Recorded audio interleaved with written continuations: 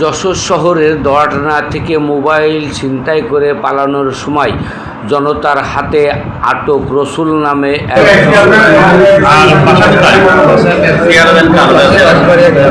আচ্ছা, তুমি কি করেছিলে সেটা ক্লিয়ারলি বলো তো, জোরে বলবা। কোথার থেকে? কি করতেছিল? দাঁড়াইছিল কি দোকানের? কোন কৃষি দোকানের সামনে? না, ওই রাস্তার ওই সাইডে। ফোন দিয়ে তুমি কি করছো? দৌড় দিছিলা? তারপর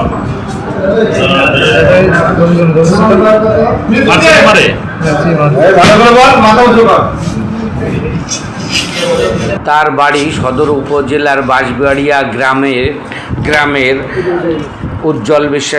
উজ্জ্বলের ছেলে। জনতা আটক করে পুলিশে দিলে পরে পুলিশ প্রাথমিক চিকিৎসা দেওয়ার জন্য যশোর 250 শয্যা বিশিষ্ট জেনারেল হাসপাতালে নিয়ে আসেন এবং প্রাথমিক চিকিৎসা শেষে তাকে নিয়ে যান।